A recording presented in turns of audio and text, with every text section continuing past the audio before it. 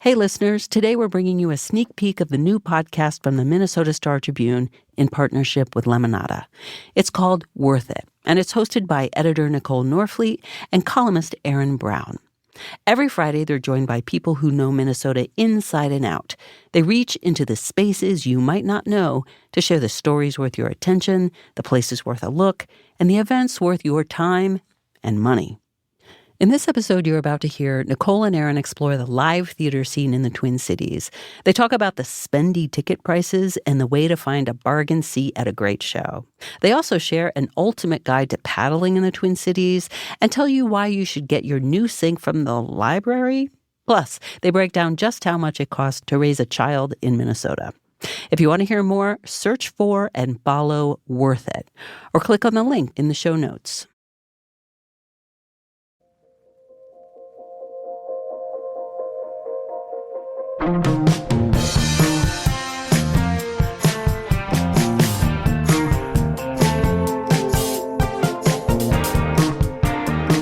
Welcome to Worth It from the Minnesota Star-Tribune. I'm Nicole Norfleet. And I'm Aaron Brown. Today on the show, a new musical on the real life of a Minnesota bad girl, your ultimate guide to paddling in the Twin Cities, and why you should get your new sink from the library.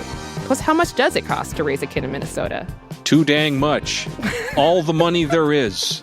Open your wallet. How much you got? Maybe I'm feeling it because I have 3 in college right now. So. I think so. The diapers and the wipes and the milk is still hitting me right now. Those are a lot too. I can't say there's a big difference, but there's always something. And in between is band fundraisers. Great. Let's get into it. So, Nicole, I lived near a very lovely little lake, and it is just been a wonder because when my son was little, he had a lot of trouble. He was mad all the time, and he was 5, and he was just really a loud, angry little kid. And he started going outside every day, and he wanted to go out on the water. And so what happened back then is we got him a kayak, and he has paddled every non-frozen day on the lake ever since. He's in college now. That's wonderful.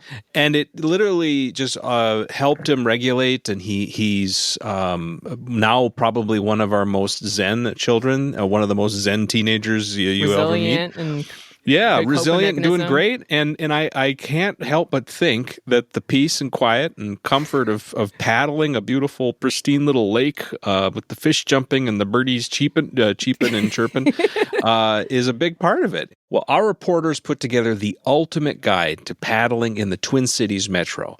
Greta Call covers the built environment. Between Greta, our colleague Jake Steinberg, and others, they paddled 11 routes for this guide. Welcome, Greta. And just one question. Did your arms hurt after all that paddling? Cross-country skiing is my winter sport, so I like to think it's like a rest after that's pretty... She got those guns. She got those guns. So what was the inspiration for doing this guide? Yeah, this actually started, I've had this idea for years because my husband and I got a canoe as our wedding gift. And that's a very Minnesota wedding gift. That's awesome. Before we put the canoe fund on our wedding registry, I had been walking around our neighborhood a lot during the pandemic, and I saw a lot of canoes in people's backyards that looked very dirty and very unused. And I was like, we can get a canoe, but the rule is that we have to use it. And we can't just use it once a year or every other year to go up to the Boundary Waters. So we really started, and we had a little bit more time at home during the pandemic. So we really started looking for paddles that were in our backyard that we could do. We at first called them happy hour paddles that we could just go do after work. And so that's how it got started. I was just looking for information about where to put in boats and stuff. And I found it really wasn't all in one place, and it was kind of hard to find and put it all together. So it sort of started as me trying to solve a problem in my own life, but I realized, so many people have those sad boats, and I want them all to get out on the water more. So that's where it started. And I roped in. To be wet. I roped in a lot of colleagues who luckily were down for the cause. So. Well, that sounds super fun. And I know you guys separated the routes by easy versus intermediate. What's the difference? Yeah, so if you look at our guide, you're going to find the easy routes tend to be ones that don't have a current. So a lot of lakes. There's a couple of chains of lakes in the Twin Cities metro, that kind of thing. There are also routes that tend to have rentals. Some of the intermediate ones do as well, but the easy ones tend to have more rentals. And they're just more approachable both from a logistics perspective and from a I don't know how to deal with currents and it's my first time out paddling type of perspective, but very doable for somebody if you've never even been in a boat before. And so this guide includes like 11 great places, and it would be a lot for us to get into each one. But if you want to see the full guide, you can go to Minnesota Star Tribune's website for the story. But Greta, let me ask you, as a paddler, what's your preference, canoe, kayak, or paddleboard? I have to say that I love kayaking. And the reason I love kayaking is because you are right down on the water. And I think I just had some like formative experiences when I was young where you can really like kind of sneak up on wildlife and be really close to the wildlife. And I just think that's so cool. And that's not something you can always do like in a canoe because you're usually with another person. You have to have another person to go canoeing with you unless you have a solo canoe. So it's just really nice to be able to like grab a kayak and go out there by yourself. It feels like it doesn't take as much planning and you're really just close to the water. Did your favorite place make the list, Greta? Yeah, so I will preface this by saying I'm a river girl. I grew up in the St. Croix Valley, going on the St. Croix River a lot. I love St. Croix River. And so I just love running water. I don't dislike lakes, but I find paddling them a little boring sometimes. And so my favorite is the St. Paul route that goes from Hidden Falls to Harriet Island. And the reason I love that route is because when you start that route, you feel like you're not even in the city. It's just a beautiful, pretty natural, serene area. You'll see people fishing and you'll see people at the Minnehaha Dog Park with their dogs and stuff at the beginning of the route. But it's really serene and peaceful. There's a little detour you can take around Pike Island, which is beautiful as well. But then you start kind of getting glimpses of the industrial and working river as you get closer to downtown St. Paul. So you'll see like this cool swinging bridge and just really things that like even as somebody who grew up in the Twin Cities, I don't think I'd never seen those parts of the city from that angle. And from the perspective. It just makes you really appreciate different parts of the city, I think. So I got a new appreciation for that. I also have seen beavers on that route, which is very cool. But it spits you out like right by the St. Paul skyline, which is so cool at the end of your route. You get to see the skyline. You get to see all the big bridges in St. Paul. And I just think that's the coolest route. Now, do you get to be careful of like traffic and like barges? I feel like I would be a little worried for a first timer to go out there. Yeah, so it's a lot like driving on a highway where you want to give people wide berth and make sure that you're zipper not merge, in their or you way. zipper merge onto there? Well, I've never had to zipper merge, but I'll let you know if I do. But you want to give, if you see like a barge or something, you want to stay away from it. You're always on the right given what way you're going, like on a highway. So yeah, you just got to follow those rules and make sure you're paying attention. Stay close to shore if you're, in a small craft is a good rule of thumb. Greta, was there any like hidden gems, like something that you were surprised to see make the list? Yeah, totally. And I feel bad saying this as a St. Paul girl, but the Phelan chain of lakes is so cool. It's so beautiful, right? It's just like really lovely. And I love running around Lake Phelan, but I'd really never thought about paddling on it, which is sad. Me neither. I normally will do a walk around there. We'll be there for an event. And I never thought, oh yeah, I should get in a boat out there. I also think it's just kind of an underappreciated gem overall. Like the Minneapolis chain of lakes, which I also love, can be so busy. Crowded. And Phelan is just kind of this peaceful oasis. It's sort of similar in some ways, but it's chiller, I would say. And the route that we have on that side of town really takes you through this like cool channel where you wouldn't know you were in St. Paul going through this like thin little channel. There's a tiny little portage, but it's like one or two canoes. Yeah, it's a great way to practice portaging because like you just can pick up your canoe and walk around it. For people, like I didn't know what portaging was until I came to Minnesota. What is portaging? Yeah, so portaging is when you can't pass through something on the water, so you have to take your canoe out of the water and go around an obstacle basically on foot and carry your canoe. Any other advice for beginners, say if they don't have a boat, what they should make sure they bring and what kind of things if they should have a checklist? Yeah, I think definitely check out the paddle share program and other rental programs. We have a pretty good list of them in the guide. So you don't need to have a boat. Some of those paddle rental programs are super easy where you don't have to if you have your own boat, sometimes you're lugging it kind of far. But in those situations, a lot of times the boats are right there so you can just use them so you don't have to worry about that. Bring sunscreen. I have gotten so burnt out there. even if you don't think it's that sunny, the water kind of seems to Reflects. reflect the sun and it will get you. So that's my advice for newbies. And you have to have a life jacket, right? Yes, you have to at least have one with you, but if you're new to it or you're not a good swimmer, it's definitely a good idea to wear it. There's also all kinds of programs that will help you learn to paddle if that's not something that you're comfortable with. The DNR has an I Can Paddle program that people can sign up for. And I know there are also a bunch of guided paddles around town that you could Google and find if you wanted to just kind of, try it out before you make a commitment to go out by yourself. And I would totally like to go out on these happy hour paddles with you. Let's Meet you at go. Lake Let's Phelan. get a group out. I love it. Yeah. Awesome. Thanks so much again. Thanks for having me. At Primrose, our balanced learning approach means exploring academic skills and life skills, combining purposeful play with nurturing guidance from teachers, and setting children up for success in future classrooms. Learn more at primroseschools.com/Twin Cities. Aaron, are you a theater guy? When was the last time you seen a show? The last time I saw a show was just this year. I saw a Patsy Cline tribute show here on the Iron Range. But I think the first time that I really fell in love with theater was when I quit the football team and joined the drama club my ninth grade year in school. And it was... That sounds like a musical right there. It is a musical. Well, yeah, I can't sing very well, but more of a puppet show maybe. Well, our theater critic Rohan Preston wrote about a new show at the History Theater that might make us all into theater converts. The main character is wily and scandalous, cowgirl/detective/Minnesotan.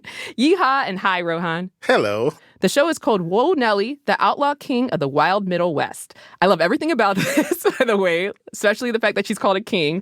Can you give us an idea of what's so special about this show? Well, of course, we all know like Annie Oakley and Calamity Jane. Those are big figures on the frontier. Okay. And they're female and they're heroes and heroines, but we don't know her. Nellie King is pretty amazing and she is one of our own. She was a badass who dressed as a man. I see. She kidnapped babies. What? Okay, all right. She went down. She was a detective, a fake detective. How can you be a fake detective? Well, during that time, you didn't have to be licensed to be a detective. So you can say, I'm Nicole, and I'm a detective. Did she actually solve any cases? No, the detective was cover to commit crimes. Anyway, the more I hear about this woman, the more I want to learn about her. And so I actually went into the archives, newspapers.com. You can find literally anything there. And I went back to a newspaper clip from the Duluth News Tribune from 1891. So I'm just going to read a little bit of this. This is it's hilarious. Yesterday morning about 1 o'clock, she stole softly out of her room, stole softly into another room, stole a full suit of men's clothes, put them on, went down to Murray and Roach's livery stable, stole softly in there, and finished up the night work by stealing 2 horses worth about $300, and then started towards the land of the Dakotas. Joe Bazette, the young lad who slept in the barn as a sentinel, she succeeded in winning over to her evil ways, and so Joe went with her on one of the steeds. Wow. Doesn't she sound like a firecracker? Like, who is this? That's wild. Wow. Do you imagine? That's wonderful. And by the way, she was married in Duluth, and one of her other things was she married a lot. She married a lot? A whole lot. Like how many times? Like, we don't know. We don't know. Like, literally, she'd be married now and then married later. And just like... She was looking for love. Or a living. Or... Both? Probably more a living Can in both the be description we're getting. correct? Can both be the right answer? And literally all the stories that I kind of scanned through, they always mentioned how much she likes to dress wearing pants, which I just thought was just like a hilarious thing to mention. But It is. And by the way, it was illegal for men to dress as women and women to dress as men during that era. And also, to your point, think of it. If you're a horse thief, you're not going to be riding in a dress. you got it. It's practical. Yeah, it's practical. Very She sounds practical. like a utilitarian. This is like a role model. Okay, well, tickets for one adult are between $30 and $74, depending on where you want to sit.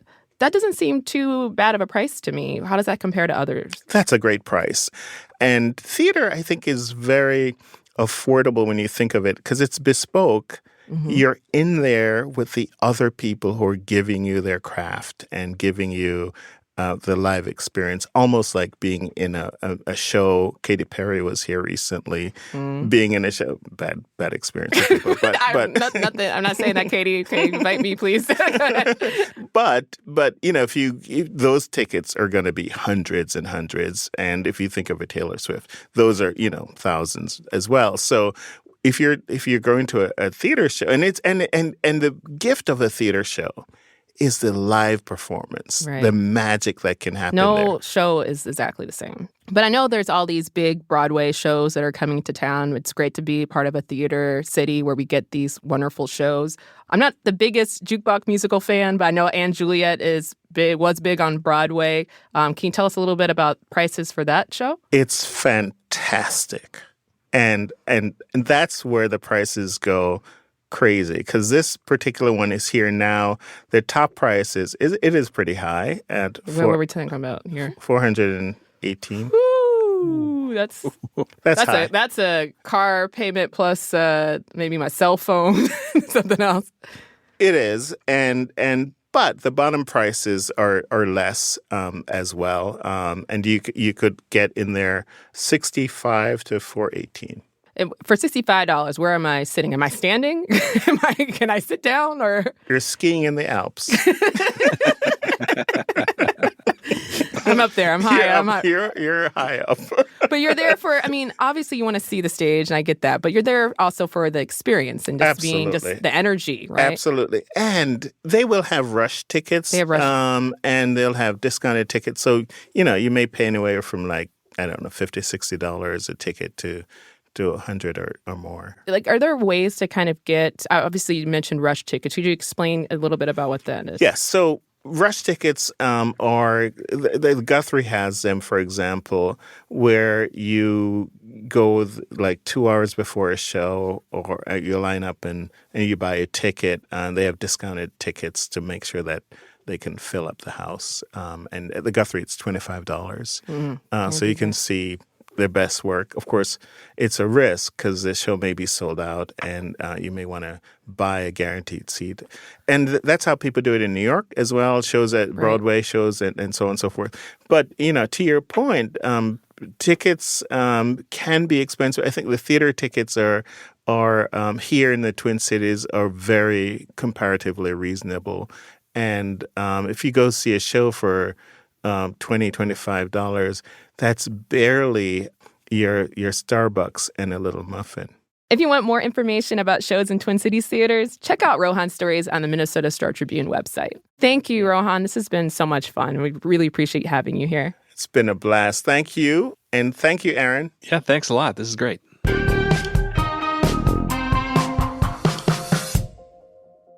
Well, a lot of people all over the state are trying to cut down on the amount of waste that goes into landfills and incinerators.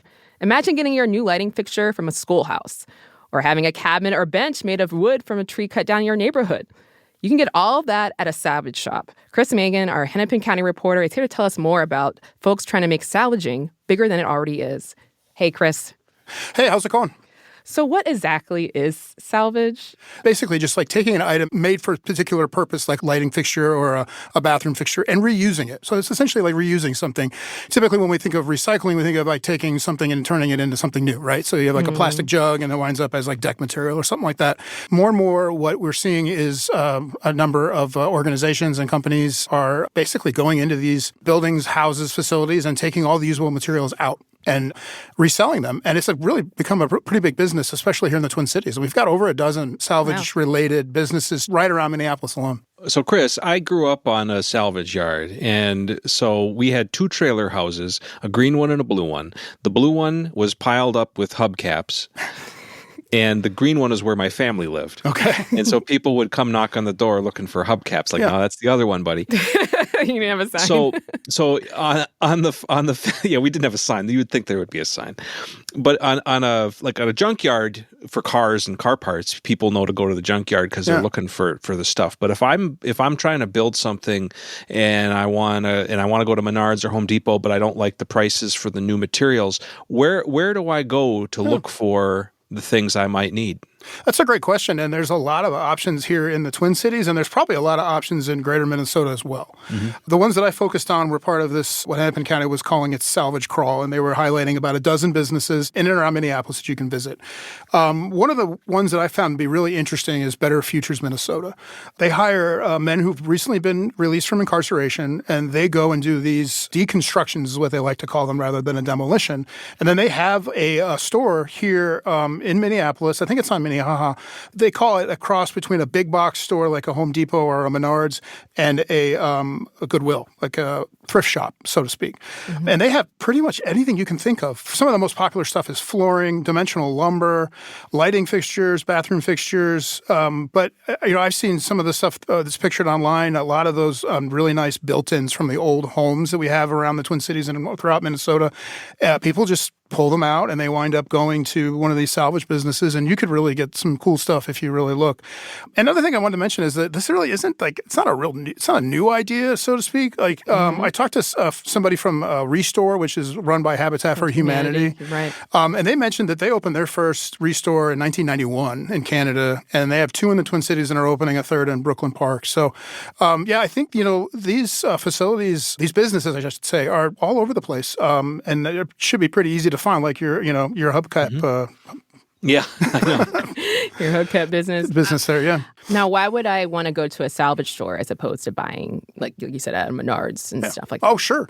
Well, there's a number of different reasons. One of the most common ones I heard was people who are rehabbing homes are looking for matching wood for their floors. Okay. So, like, their wood flooring is a certain species or a certain cut, and they need to find that, and it's easier to find it, reuse it rather than try to buy new.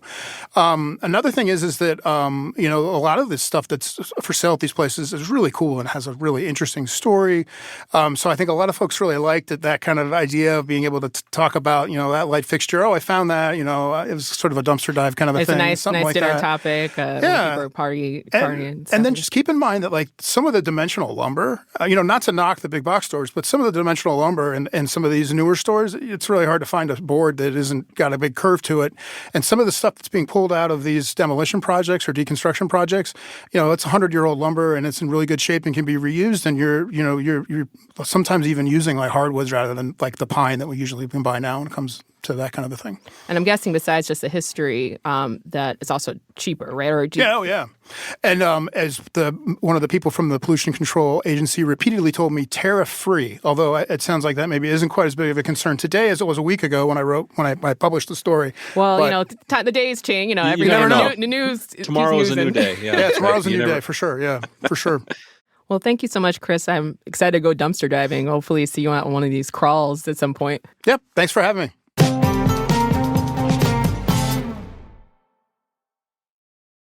History doesn't only exist in the pages of a book. History exists all around us. You just have to dare to look. Listen to Minnesota Unraveled, a podcast from the Minnesota Historical Society. Subscribe wherever you get your podcasts. So, Aaron, I know your kids are older, and so some of this is probably in your rearview mirror. But oh my God, kids are so freaking expensive. It's recent traumatic past for me. Yeah.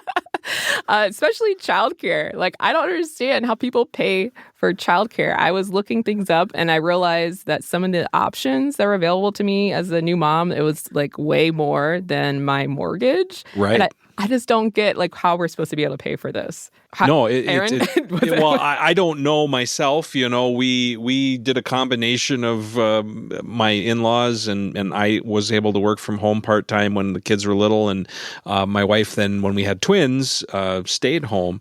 So, but it changed our lives. You either have to do something dramatic like stay home, or you have to find the money, and that's hard. Well, as Aaron and I know very well, kids cost a lot of money. And the Trump administration wants Americans to have more kids. So they're discussing incentives. But are these incentives worth it? What does it take to raise a child in Minnesota? Our economy reporter, Emma Nelson, has the answer. And she's a new mom herself, so she knows this stuff really well. Hi, Emma. Hello. Okay, so let's start with the news, which is that the Trump White House is floating the idea of paying moms $5,000 to help with each baby they have. Where does this idea come from? So this is one of multiple ideas that are kind of out there right now as the administration really seeks to get people to have more babies. They want to see more kids in the United States.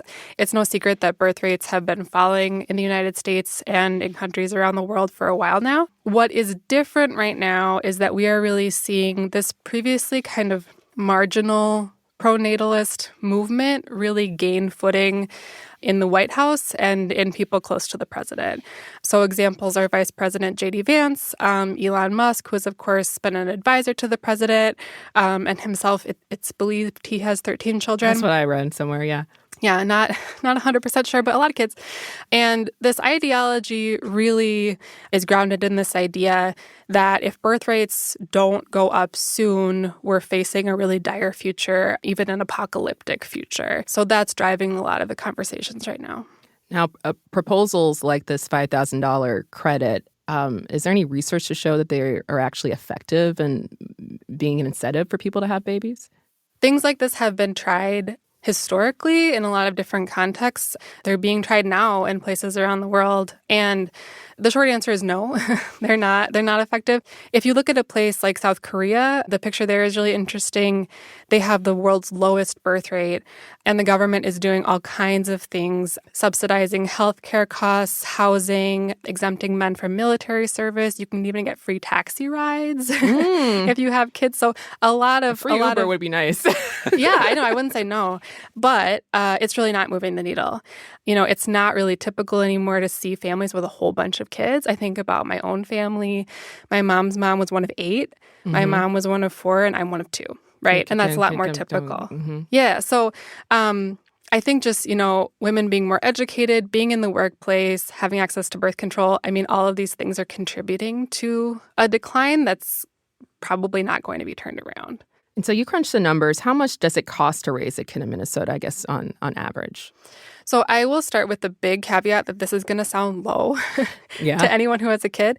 And there are 2 reasons for that. One, I looked at just the absolute bare minimum, like what it takes to have the baby and raise them with, food, clothes, transportation, like nothing extra. And this is looking at averages from across the state. So, for example, childcare is more expensive in the metro than outstate. So that's going to affect the numbers a little bit because we're looking at a statewide average. But with that huge caveat aside, we're looking at between about $200,000 and $300,000 from birth to 18. Erin, is that shuffle out for you? Is that feels low? It is low. It is low. Maybe we could say, the cost of the bare minimum. I'm trying to think of how much I spent on diapers last month, and I'm like, I feel, and I have a gold-plated IVF baby too, so that's probably I started off expensive. Yeah, I mean, valid.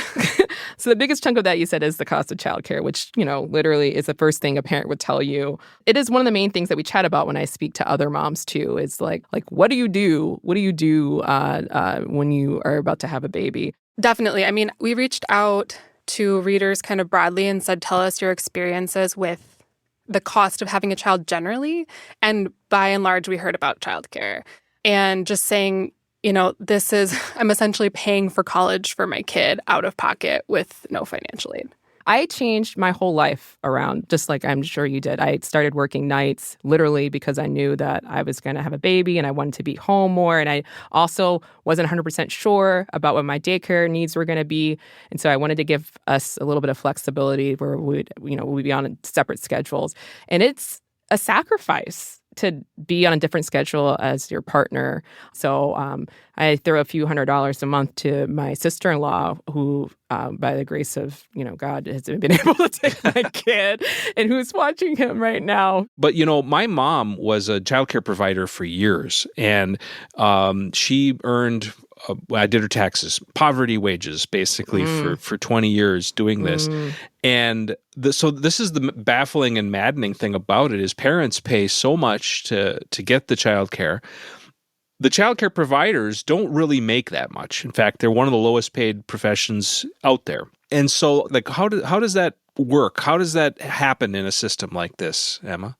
That's a good question, and it's one that I think people ask all the time. It's one I have certainly asked. And the way people in the industry have explained it to me is there's really just a lot of overhead. So if you think about a child care center, for example, I'll talk about family home-based care in a minute.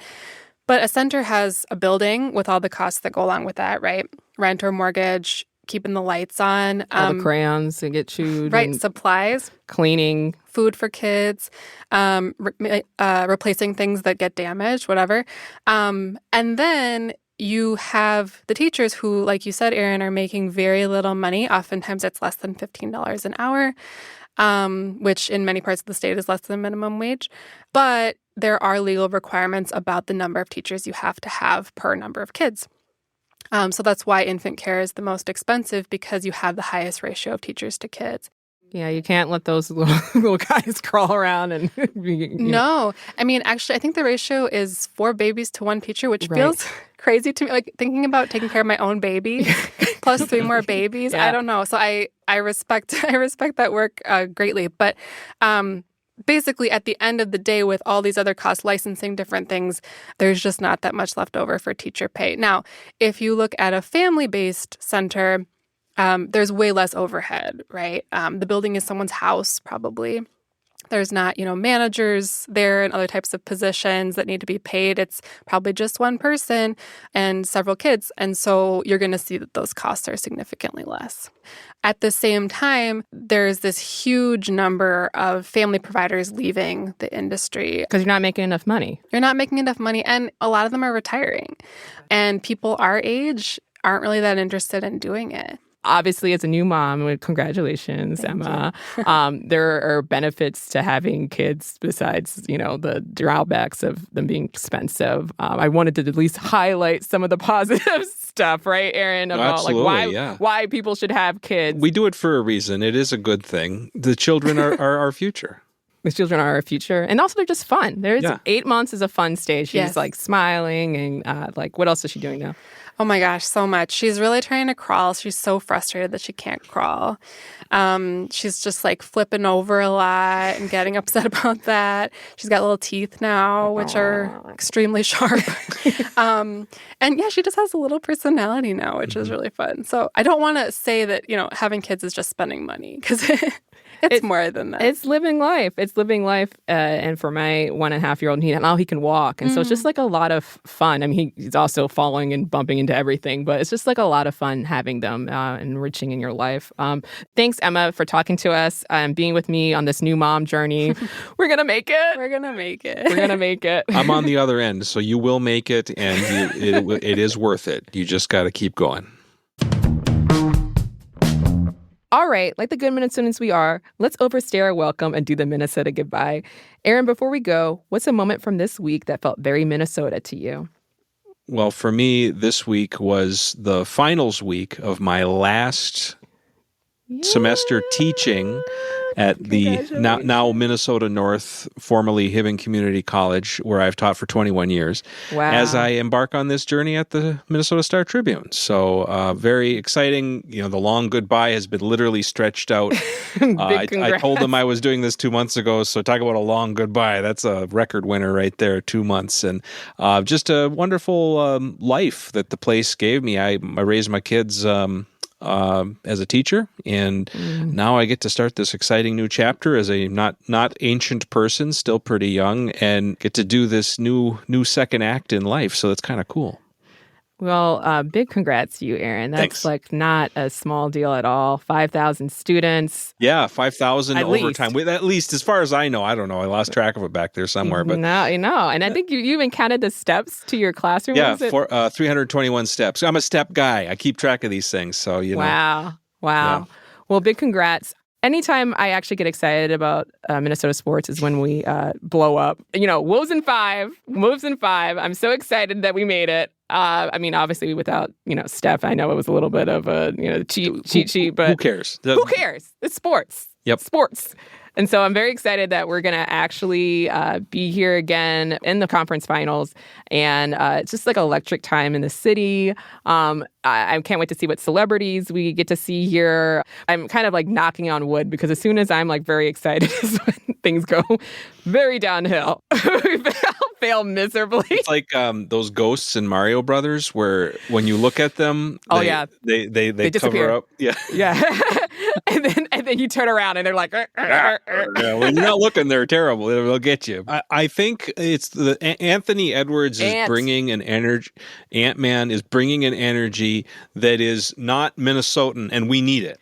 We need it. We don't brag enough. Right. We need a little bit of antics and stuff like that. I just feel like we're too humble sometimes. We just need to just have fun with it, right? Yep, exactly. And you just need to have that killer, we're going to go get it, even if they don't want to give it to us, kind of a thing. Eat the last piece. Eat the last piece of cake or pie that's left over because it's yours. We don't think that way, but Ant Edwards, he's there. He's showing us the way. Showing us the way. Well, I hope we get another catchphrase out of this series too. So yeah, that's right. Here's hoping. Go Wolves! Well, that's all for today. Thanks for being with us. We'll be back next Friday. Bye. Worth It is a co-production of the Minnesota Star Tribune and Lemonada Media. It's hosted by me, Nicole Norfleet, and Aaron Brown. The production team includes Melissa Townsend, Chrissy Pease, and Tiffany Bowie, with help from Zoe Jackson and Casey Darnell. This series is mixed by Johnny Vince Evans, with technical help from Matt Gilmer. Our theme was composed by Dan Malad. Lemonada's Senior Vice President of Weekly Content and Production is Steve Nelson, and the Star Tribune's Director of Audio and Video Initiatives is Jenny Pinkley. Executive producers are Stephanie Whittles-Wax and Jessica Cordova-Kramer. Help others find our show by leaving us a rating and writing a review. Follow Worth It wherever you get your podcasts or listen ad-free on Amazon Music with your Prime membership. Thanks so much for listening. Catch you next week. Bye.